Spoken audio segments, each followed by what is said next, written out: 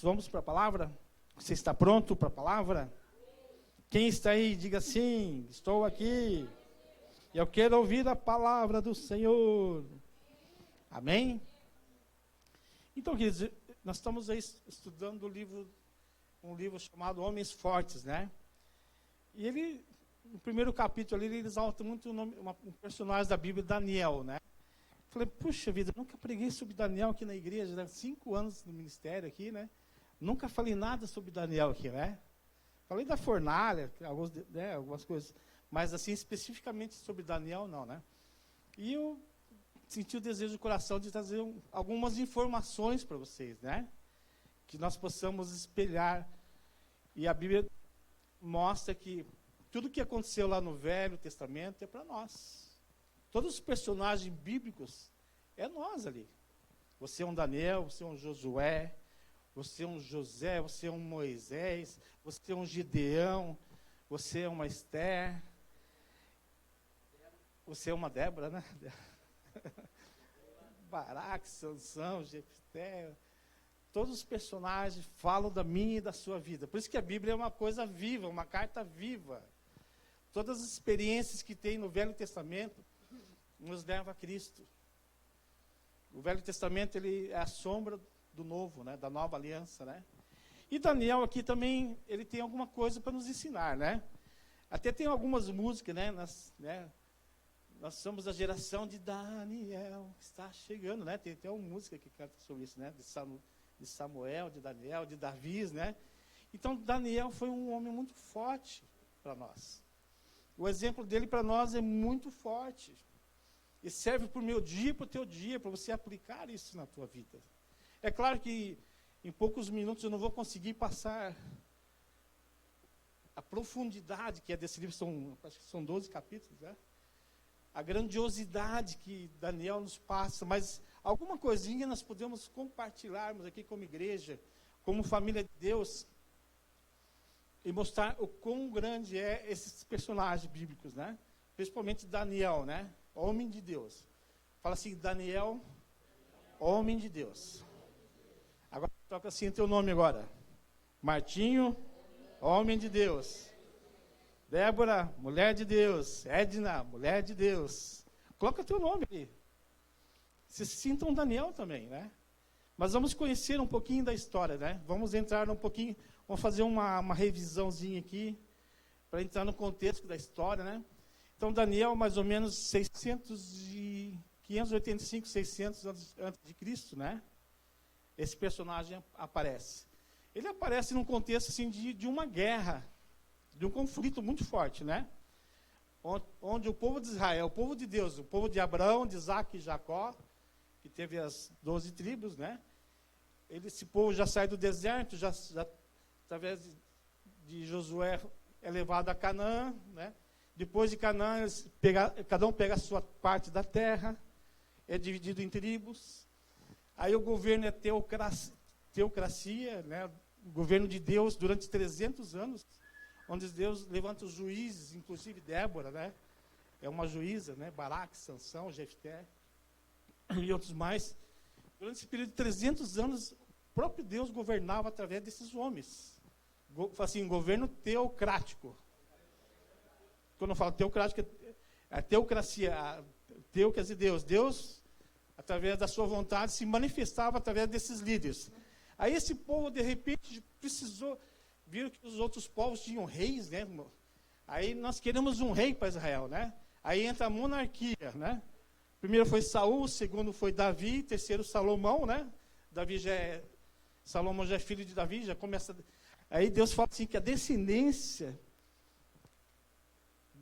que nossa promessa viria através da família de Davi. Davi, leão da tribo de Judá, né? Judá, né? Quer dizer, louvor. Judá é louvor. Então, Davi tem o seu filho Salomão. Salomão tem 2 filhos. Aí o reino é dividido em 2 partes. Reino do norte, reino do sul. Reino do norte, 10 tribos. Reino do sul, 2 tribos. Judá e Benjamim. E cada reino começa um governo paralelo. O reino do norte, Samaria, o reino do sul, Jerusalém. E nós vemos aí que passaram no Reino do Norte 19 reis. E no Reino do Sul passou 20 reis. Só que o Reino do Norte teve 9 dinastias. Você sabe o que quer dizer dinastia? Sabe? Dinastia é uma descendência. Ó. Esse é filho de Abraão, de Isaac e Jacó. Essa é uma dinastia, uma família, né? Então, teve 19 reis, mas 9 dinastias, né? O Reino do Sul teve uma dinastia só, da tribo de Judá. Então, todos os descendentes de Davi são da linhagem de Salomão, que chegou até nós, até hoje, né? Até o último rei, que foi Zedequias, ali, né? Alguns chamam de Jeoaquim, né? E nós vemos ali o povo de Deus, né? O povo de Deus escolhido pela face da terra, né? Esse povo passando por muitas coisas erradas, fazendo muita coisa errada, diante dos olhos de Deus. O povo escolhido de Deus, mas fazendo, principalmente o Reino do Norte, só parecia rei endemoniado, fazendo coisas absurdas, né? Matando crianças e fazendo altares após ídolos e fazendo coisas erradas. E o Reino do Sul, de repente, parecia um bom, de repente, e fazia coisas aos olhos do Senhor mal, né? Então, nós vemos um exemplo muito bem, né? De um rei que ficou, Deus falou que ele ia morrer, ele pediu mais 15 dias, né? Ezequias, né? Mais 15 anos, perdão. Deus falou, você vai morrer. E Deus falou assim, não, tu vai... Aí ele orou, pediu perdão para Deus, ele era um rei, fazia tudo que era da vontade de Deus, e Deus deu mais 15 anos para ele. E nesses 15 anos veio um filho chamado Manassés. Esse cara foi endemoniado. Tudo que de errado ele fazia. Isso foi irritando o coração de Deus. Essas dinastias, esse governo, essa monarquia foi desgastando diante de Deus. Deus começou a ficar irado, Deus começou a ficar furioso, porque esse povo não se convertia. Né? E nós vemos ali que os antigos tinham aliança com Deus, daí os que vinham, a nova geração já não tinha mais aliança, e aquilo começou a ficar irritante.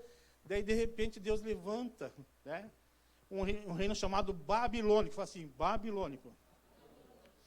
A Babilônia vem e sitia Jerusalém, sitia Samaria, e acaba com tudo o negócio. Eles vieram com mão forte, tipo mais ou menos o que está acontecendo lá no outro lado do mundo, ali, né, a União Soviética com sua força bélica, né, está estraçalhando um país pequeno, sem recurso bélico. Recurso financeiro tem, mas não tem recurso bélico. E a Babilônia vem e toma Jerusalém. Consegue pegar os seus reis, né, inclusive um deles foi furaram o olho do rei e levaram preso cativo para a Babilônia. E esse povo que estava lá em Jerusalém foi disperso. E muitos foram levados prisioneiros para a Babilônia. E um desses prisioneiros são esses 4 camaradas, chamados Daniel, Azarias, Misaías e Ananias. Não é isso, né? Esses 4 camaradas era a elite lá de Israel, lá de Jerusalém, né? Alguns dizem que eram filhos de pessoas muito importantes, ricas, né? Alguns estudiosos falam. Então, Daniel foi levado cativo para Babilônia, junto com milhares de pessoas, né? Então, a Babilônia foi sitiada Jerusalém foi sitiada pela Babilônia. Aí começa o primeiro grande império mundial, o Império Babilônico. Fala assim, Império Babilônico. Esse nome Babilônia vem de Babel. Gênesis 11, 9, a Torre de Babel. A palavra Babel quer dizer confusão, né? Motim, movimento. E nós vemos ali que um camarada chamado Nabucodonosor, ele é o primeiro imperador, o império da Babilônia. E esses 4 rapazes foram levados para ser treinados lá por esse império, porque o que aconteceu? Como a Babilônia ela tinha vários povoados, então tinha que ter governadores cuidando das províncias, e eles tinham que treinar pessoas com aquela cultura já da própria local, para poderem governar, poderem manipular o governo deles. Então, esses 4 camaradas, Daniel e os outros 3 ali, né, que é Sadraque, Mesaque e Abednego, que eles mudaram, quando eles chegaram lá na Babilônia, né, o nome deles foram mudados. Sadraque, Mesaque e Abednego. Fala assim, Sadraque, Mesaque e Abednego. E Daniel, o nome dele é Beltesazar. Fala assim, Beltesazar. Foram mudados o nome, né? Cultura nova, nome novo, né? E aqui, mais ou menos, nós estamos aqui no ano 584 a.C., mais ou menos, em torno de 600. Esses rapazes chegam na Babilônia com 16 anos, Daniel tinha 16 anos de idade. E a primeira prova que eles chegam lá, aí vem o eunuco lá para cuidar deles, ó, vocês vão comer junto lá com os outros rapazes, tem uma comida aqui do rei, né? E Daniel falou, não, nós não vamos misturar, nós não vamos nos contaminar com a comida do rei. Nós queremos uma dieta própria, nós não queremos carne, vinho, bebida, nada, só legumes e vegetais. Aí o eunuco falou, não, mas vocês vão ficar fracos, vocês não vão se fortalecer, vocês vão ficar fracos. E de repente, o que acontece? Vamos fazer uma experiência então, se nós ficarmos fracos, vocês troca a nossa alimentação, mas nós temos certeza que nós vamos estar fortes. Então, a primeira coisa que eu aprendo com esses rapazes, que eles não se contaminaram com a comida do rei. Fala assim, não se contaminaram com a comida do rei. Então, eles tinham uma dieta própria. Eles eram disciplinados, certo? Eles sabiam o que eles queriam, eles, no entendimento deles, né? Eles serviam a Deus. E mesmo agora sendo escravos, né, levados lá, deportados, né, o mesmo coração que eles tinham lá em Jerusalém, eles tinham também na Babilônia.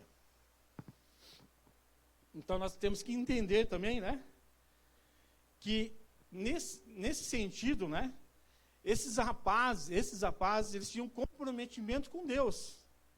Então nós vemos que eles eram envolvidos, eles eram tementes a Deus, fala assim, tementes a Deus.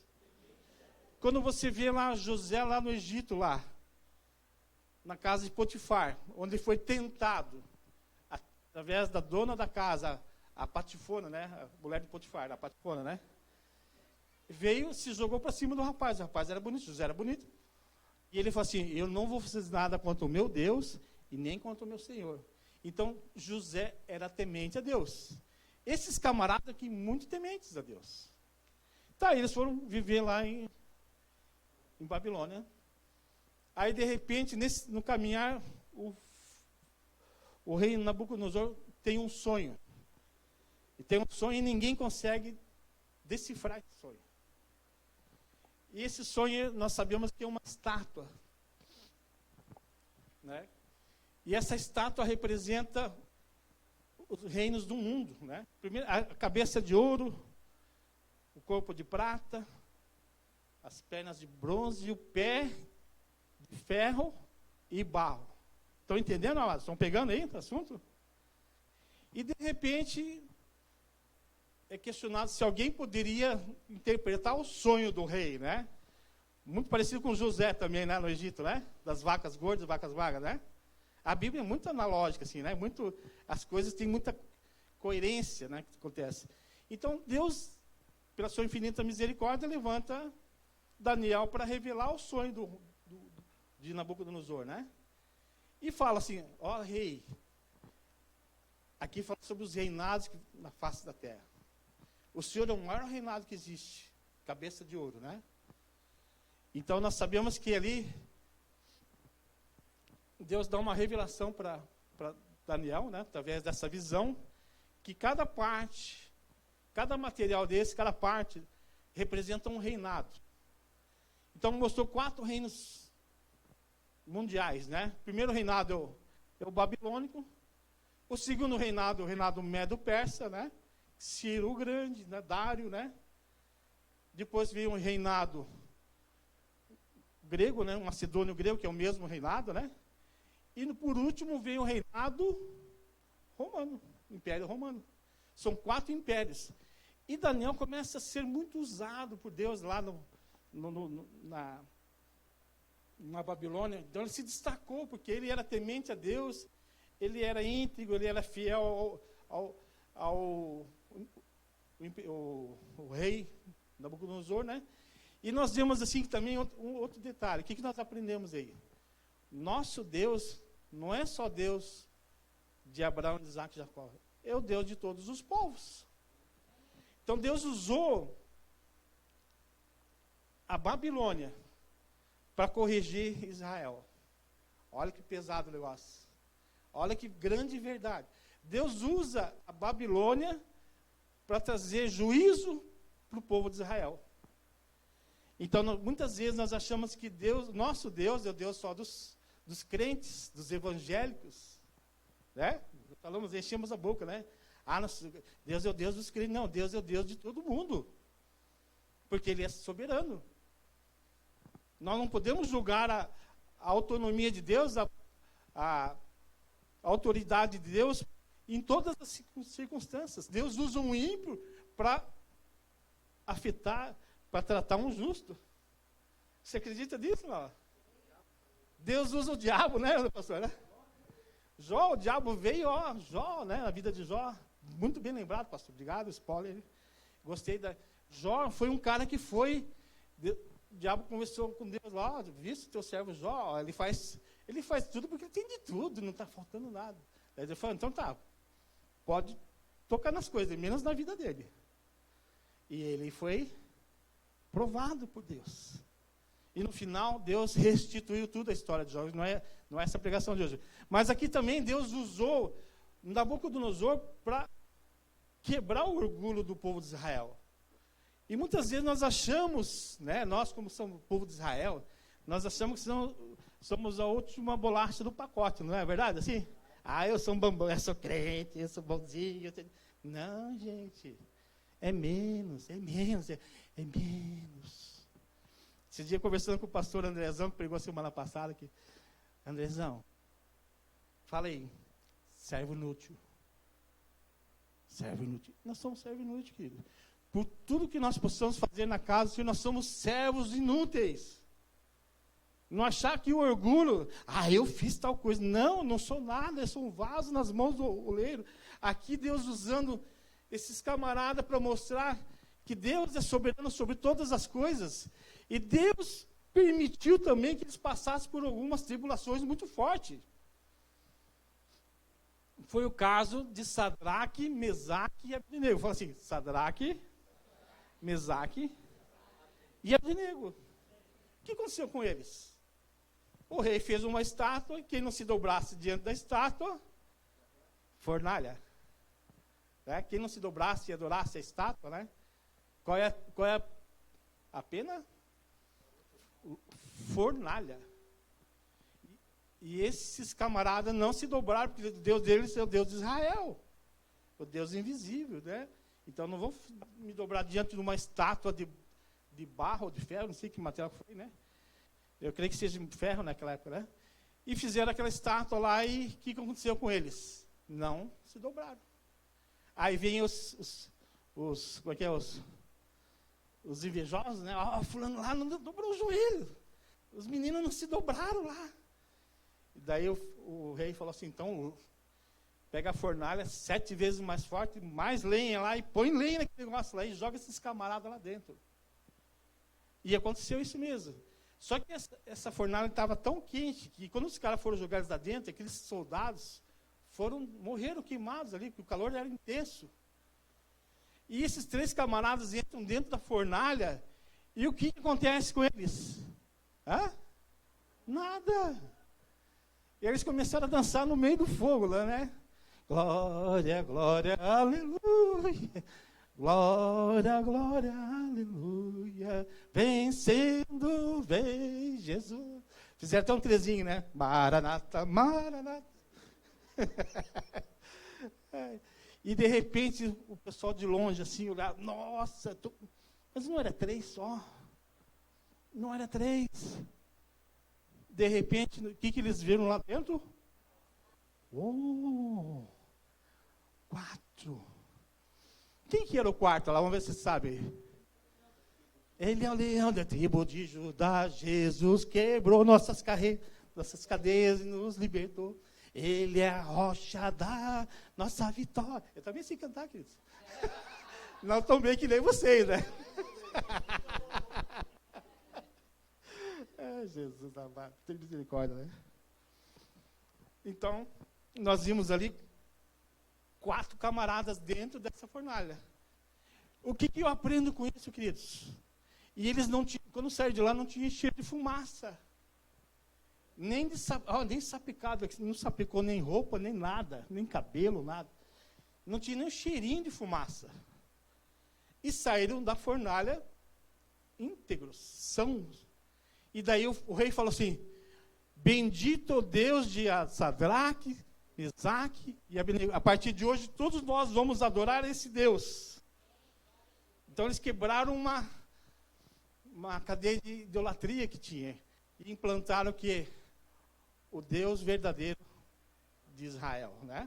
O Deus de Israel estava sendo adorado lá no império de Nabucodonosor, o império babilônico, né? E o que nós entendemos também? Que esses 3 lá dentro, né? Eles confiaram que Deus ia fazer alguma coisa. Porque a fé deles era tão grande. E um detalhe aqui que eu quero passar para vocês. Deus não livrou eles da fornalha. Certo? Mas livrou eles na fornalha. Da fornalha não. Mas na fornalha sim. E assim comigo e assim contigo. Às vezes nós não passamos por umas fornalhas aí? Ou só eu que passo? Só eu que sou exclusivo aí do Senhor? Vou passando pela prova, dando glória a Deus. Opa, vou parar de cantar aqui, senão vão me contratar aqui, já vi que já estão querendo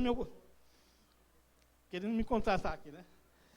Então é assim mesmo, amados, nós estamos passando pela prova, dando glória a Deus. Se você está passando por uma prova, o 4º homem está contigo na fornalha. Você não está sozinho. Tudo que você faz, tem alguém com você. Porque agora você não está mais, não é você que vive, é Cristo vive em você. Você agora é uma nova criatura, você nasceu de novo. Você foi crucificado com Cristo, mas você também ressuscitou com Cristo. E agora não vive mais você, mas Cristo vive em você. Mas de que forma Cristo vive em mim? Eu renunciando ao meu eu. E o meu respirar, todo... Como é que é a música do Naamã? Como Naamã, eu quero viver para te adorar. Quebra meu orgulho, eu quero viver. Descer, né? Me dá a letra que eu canto. Então, Naamã, né? Deus quebrando o nosso orgulho. Por que Deus quebra mais na vida da gente? É o orgulho. Nós somos orgulhosos por natureza. Nós achamos que não somos, mas nós somos. Eu me orgulho da minha humildade. Tem gente que é assim, né? Eu sou muito humilde. Eu me orgulho da minha humildade. Sou tão humilde que eu sou. Então Deus quebra nosso orgulho, queridos, para depender dele. O orgulho foi uma coisa que é demoníaco lá do jardim, lá nos céus, né? Um cara muito orgulhoso que ser igual a Deus, o que foi lançado? Fora. Por causa do quê? Orgulho. Ele mais um terço dos anjos caídos. Por causa do quê? Orgulho. Onde tem orgulho, Deus não pode operar. Deus resiste a soberba, mas dá graça ao humilde. Então, a humildade é uma virtude dos céus. É uma virtude de Jesus. Jesus foi manso e humilde de coração em tudo que ele fazia. Onde Jesus estava, a humildade reinava. Por mais que eles vinham com astúcias ciladas para estragar Jesus, Jesus nunca saiu do pedestal. Jesus era manso e humilde. Podia chover, canivete. E ele até na cruz, né? Com a sua humildade, né? Sofrendo as dores, mas humildemente foi até a cruz. Porque ele sendo Deus, ele não fez a vontade de Deus, ele fez a vontade do autor. Então ele fez aquela vontade soberana de Deus. Ele poderia fazer aqui, Jesus Lá em João 1, o verbo estava com Deus, o verbo era Deus e habitou entre nós. Ele se fez carne entre nós. Jesus já estava na eternidade com Deus Pai, lá na glória, né? Mas ele eu vou lá embaixo, vou resolver o problema da humanidade. E o problema da humanidade é só uma coisa só, chamada pecado.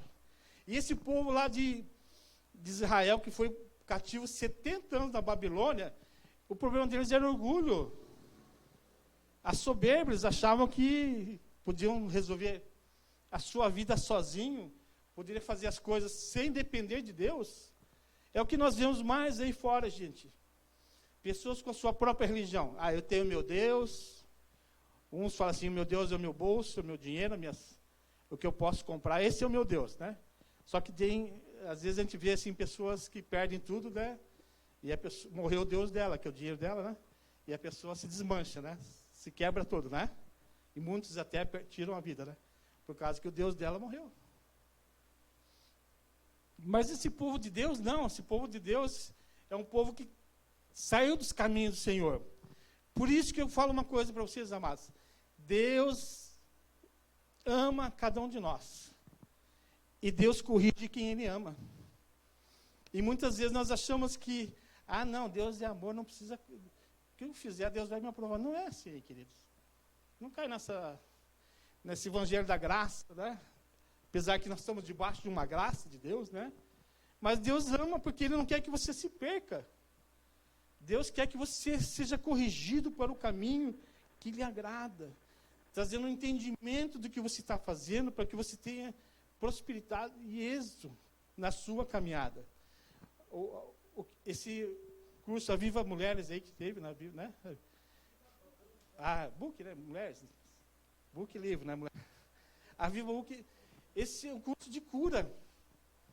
Cura da soberba, cura da arrogância, cura da inveja, cura da depressão, cura do orgulho, cura da falta de autoestima. Então, uma igreja curada, queridos, nós vamos refletir a glória de Cristo. As pessoas vão chegar perto de mim, de você, o que se tem diferente? Jesus, eu passei por um processo de transformação, aceitei Jesus está fazendo uma nova criatura na minha vida. Está tirando os meus achismos, aquelas coisas que eu fazia de errado, está me colocando o reino de Deus dentro do meu coração. E hoje eu consigo amar mais, porque Deus é amor. E eu consigo perdoar, porque o amor de Deus entrou no meu coração e não levo mais mágoa, não levo mais ofensa. Eu não guardo mais dentro do meu coração machucaduras, porque Jesus quer me curar. Por que eu vou guardar minhas feridas? Por que eu vou lamber minhas feridas? Jesus quer me curar. Então, a igreja precisa de cura. Quanto mais a igreja é curada, mais é uma igreja forte, sadia. Uma igreja que sabe onde que ela quer chegar. Uma igreja cheia de virtudes. Virtudes do amor, da fé, da graça, da confiança. E quanto mais você vê Deus agir, por isso que esses camaradas aqui, eles tinham uma virtude. Eles tinham virtudes. Uma delas é o espírito firme. Eles não se abalavam com qualquer coisa. Hoje as pessoas são abaláveis, né? O reino inabalável abala as estruturas aqui embaixo. Porque nós não estamos preparados para receber as coisas do reino inabalável aqui embaixo. Porque a nossa estrutura é frágil.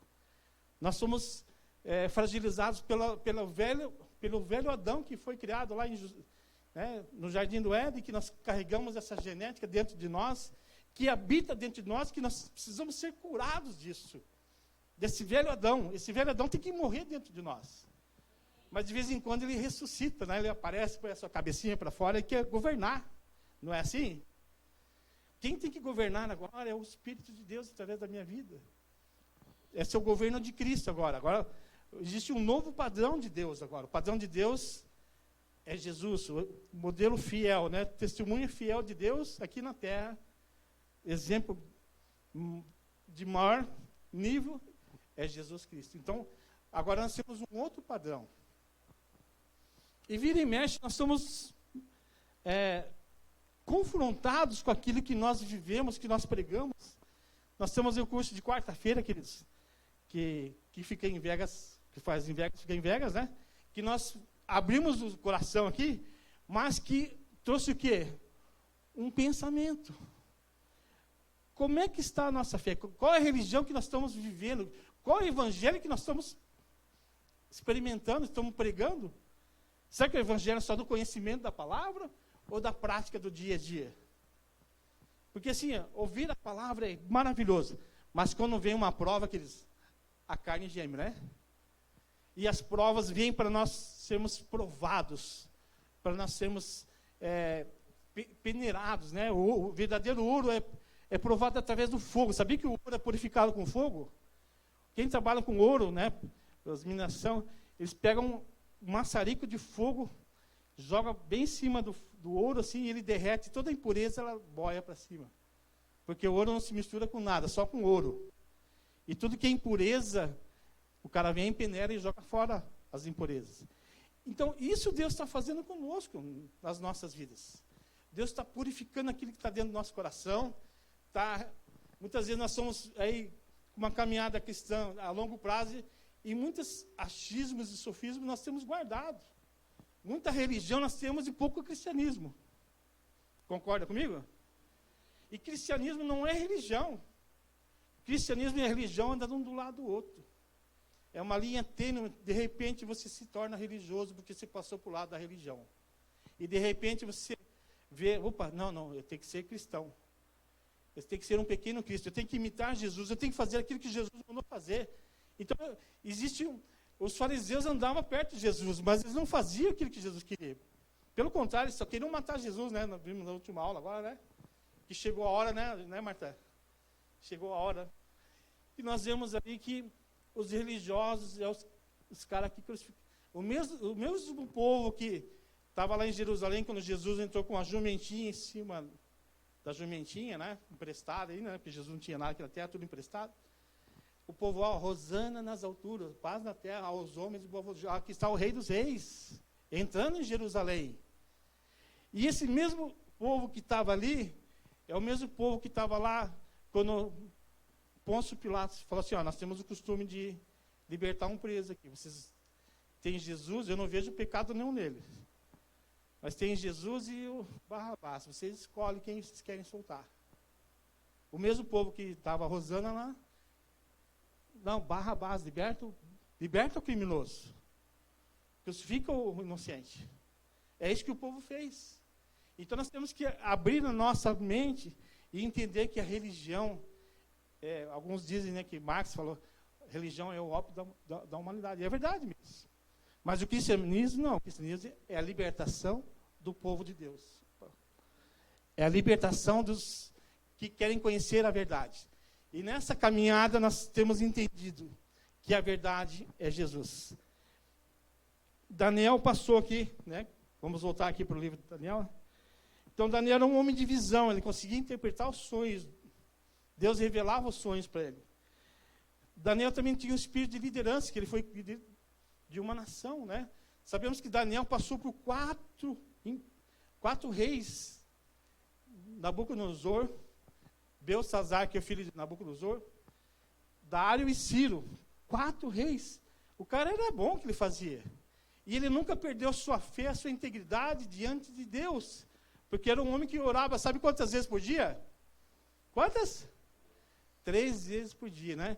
Inclusive, numa dessas aí, fizeram os invejosos, né, os inimigos da verdade, né, os inimigos da fé, fizeram uma cilada para ele, né? Vamos fazer aqui, o rei vai fazer um edito, né? E durante 30 dias ninguém pode orar e adorar nenhum Deus. Só que Daniel, ele sabia quem ele era. E ele orava, era de costume ele fazer isso, né? Ele fazia continuamente, não era uma obrigação para ele, era um prazer, porque ele estava 3 vezes diante da presença do Senhor. E o pessoal viu ele dobrando o joelho em direção a Jerusalém. O Daniel está orando lá. Porque, na verdade, esse era o propósito deles mesmos. Pegaram o Daniel numa cilada, né? E esse camarada foi lançado aonde? Na cova dos leões. E o que nós aprendemos lá na cova dos leões? Que lá dentro tem o quê?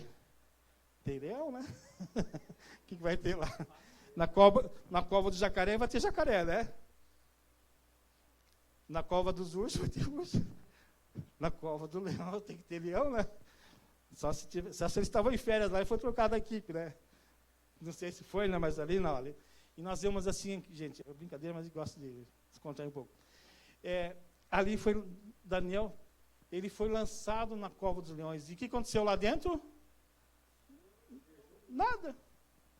Eu não sei se os leões fizeram uma janta bem, um dia antes, né? Não, mas eles deixaram os leões com bastante fome, né? E eu vou dar uma dica para vocês aqui. O que vocês acham? Por que os leões não comeram Daniel? Hã? Por que é? O que vocês acham aí? Quem dá uma, quem dá duas?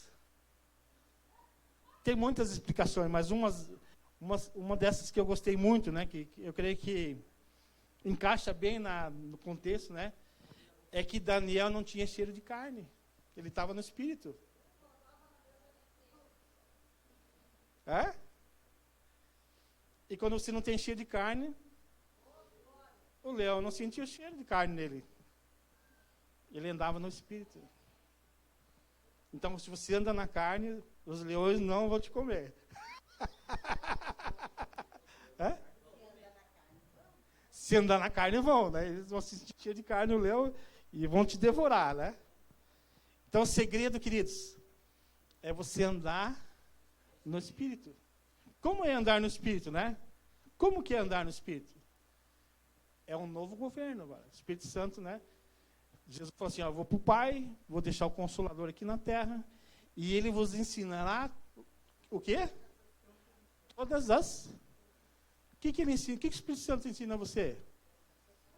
Todas as coisas. Ele ensina a lavar louça? Quem não sabe lavar louça aí? Quem não sabe? O Espírito Santo vai te ensinar, irmão. O Espírito Santo vai te ensinar. Só que você tem que ser ousado e pegar o paninho, né? Pegar a tua... O Espírito Santo também vai ensinar que não pode pôr o dedo, né? Não põe o dedo na tomadita, senão você levar um choquito. Então, queridos, esses camaradas nos ensinam muita coisa. Tem muita coisa para falar desses camaradas aqui. Mas o que eu queria deixar mais importante aqui é essa estátua, né? Vamos, para nós fecharmos aqui, já estamos com o horário avançado. O último ponto dessa estátua é os pés, né? E lá na visão da estátua, de repente veio uma pedra e foi lançada em cima dos pés dessa estátua, né? Certo? Vamos ler lá? Vamos achar aqui, eu tinha marcado aqui, já me perdi tudo aqui. Acho que eu acho aqui. Eu tinha marcado aqui. Sem óculos é pior ainda, né?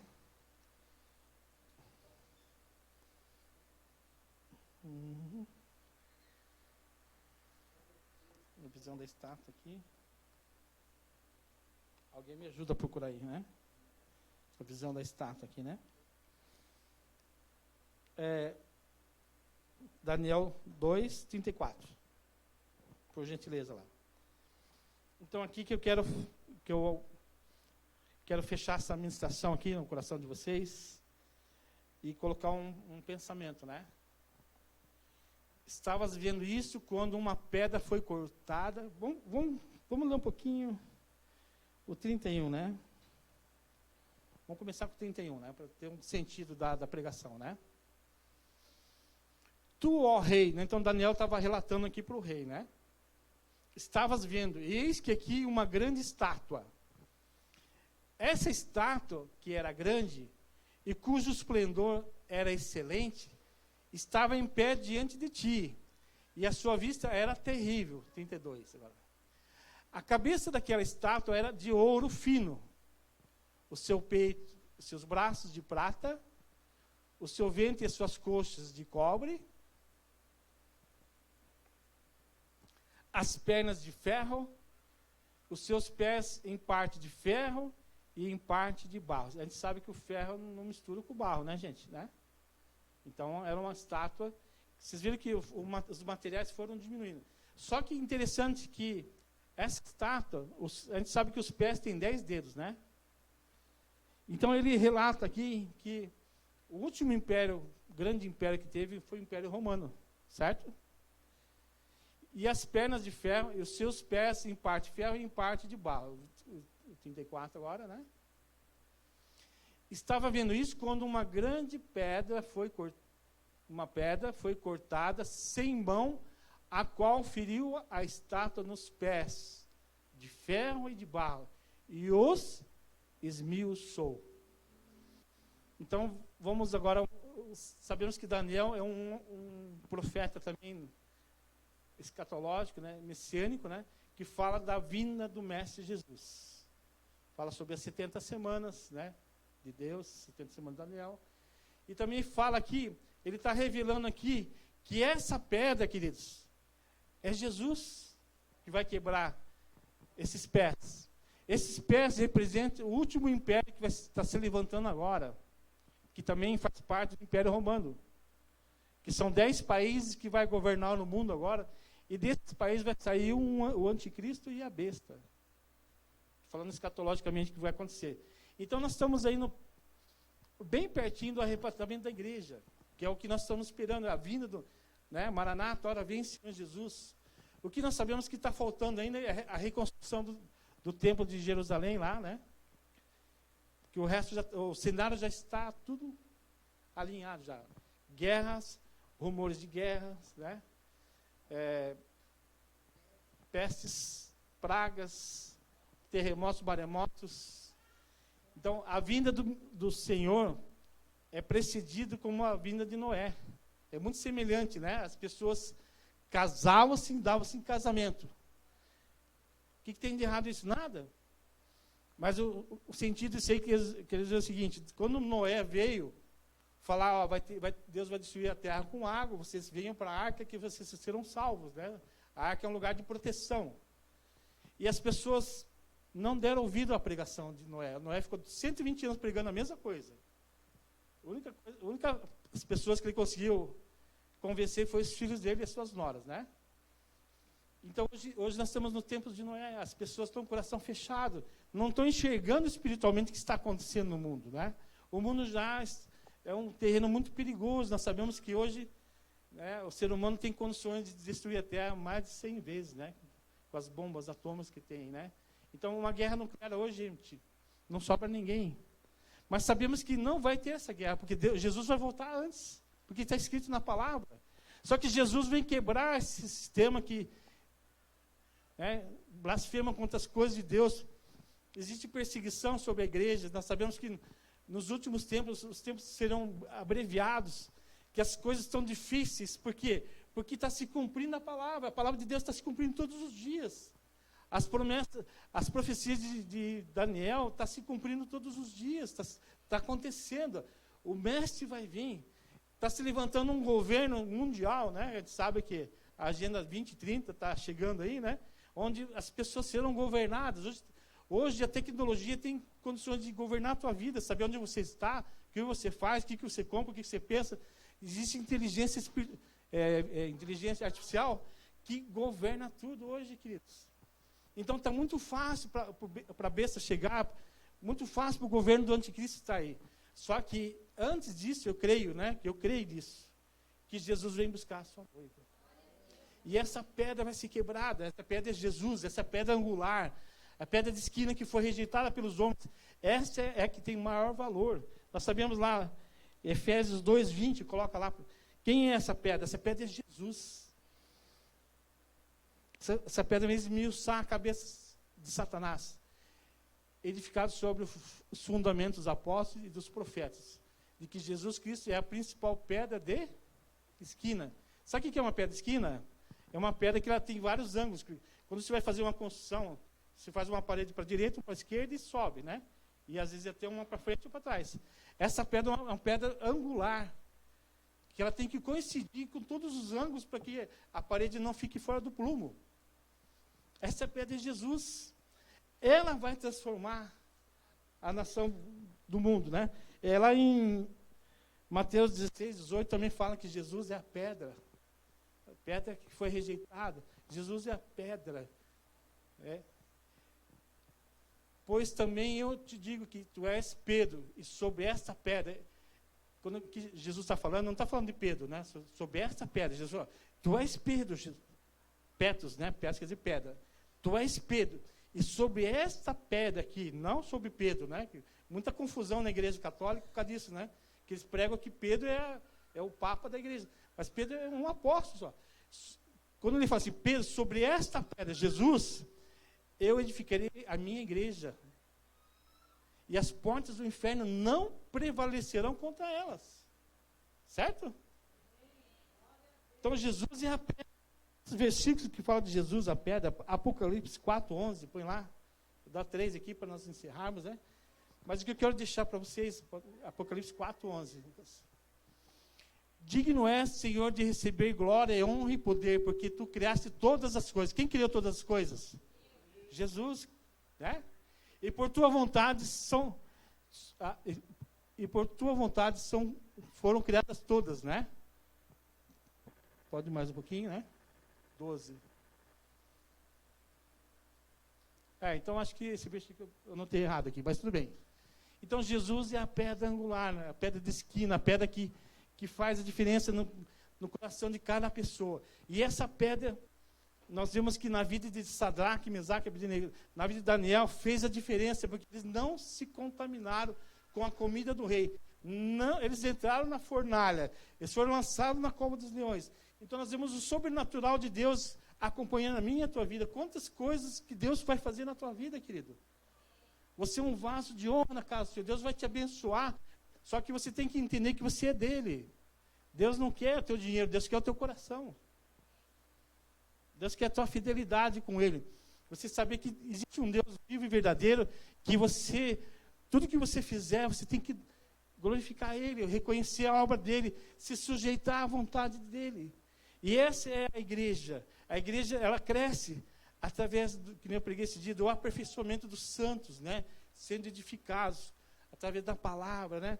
O que nós vemos na vida aqui também de Daniel, é um cara que tinha uma vida de oração. Ele orava a Deus, ele tinha comunhão com Deus. E ele ouvia a voz de Deus. Quando você tem uma vida de oração, de comunhão, né? Você começa a ouvir a voz de Deus. Aí você anda com os passos mais fortes, mais firmes. Quando você ouve a voz de Deus, você não tem medo de nada. Os medos vão embora. Sabia? Porque você está no centro da vontade dele. Amém? Vamos ficar de pé então, vamos louvar o Senhor. Vamos encerrar. Eu quero que você fique com essa palavra no teu coração. Medite na tua casa depois, leia, né? E você vai ver como é precioso, né? A palavra do Senhor, a Bíblia, né? Tem cada história maravilhosa que nos ensina a servir a Deus. Nos ensina a ter uma vida melhor aqui na terra, né? Nos ensina a ser mais humildes, mais fervorosos, mais apaixonados por Jesus, mais apaixonados pela sua obra, mais dedicado, ter um coração quebrantado na presença do Rei. Então, isso que Jesus veio fazer aqui na face da terra, edificar os nossos corações. E nós somos ovelha desse pastor maravilhoso que é Jesus. Ele cuida da minha vida, ele cuida da tua, querido. Ele está preocupado com o teu crescimento espiritual. Ele está preocupado com a tua vida pessoal também, com a tua vida profissional. Nosso Deus é um Deus completo, não é só do dinheiro. Ele quer que você seja bem resolvido na área emocional, na área espiritual, na área financeira, na área familiar, na educação dos pais com filhos, no relacionamento marido e mulher, relacionamento em amigos e amigas, em patrão e empregado. Tudo Deus quer estar no meio, porque Ele quer governar a sua vida e quer te dar felicidade. Que lindo, né, queridos? O Evangelho é poder de Deus. Fala assim, o Evangelho é poder de Deus. Você é o poder de Deus. Você é o poder de Deus. Manifesta aqui. Porque você está aqui porque o poder de Deus te alcançou. E nós vivemos o sobrenatural de Deus. Grandes coisas o Senhor tem feito em nosso meio e grandes coisas o Senhor fará em nosso meio. Basta nós crermos no Deus vivo e verdadeiro. confiar nele, entregar a sua vida para ele, colocar ele como um primeiro lugar na sua vida, e as demais coisas serão acrescentadas, querido. Não vai faltar nada para você. Pode ser que você não tenha tudo o que você quer. Pode ser. Porque o coração do homem é insaciável, né? Mas aquele que você necessita, ele já tem te dado. E quanto mais você é fiel no pouco, mais Deus vai derramar no muito. Porque é um Deus do sobrenatural. Deus do amor. E Ele quer que um dia nós conhecemos Ele face a face. Esse é o alvo da igreja, né? Caminhar com Cristo até a vinda do Senhor. Enquanto Ele não vem, vamos estar preparados, vamos caminhar alegre, vamos ser felizes, né? Vamos ser radiantes. Tudo que você faça com alegria, né? Faça como se estivesse fazendo para o Senhor. Esse é o objetivo maior de ser crente, né? Servir com alegria ao Senhor, servir as pessoas com alegria, se doar, amar. Isso não custa nada, é só esforço humano, mas não custa dinheiro. Amém?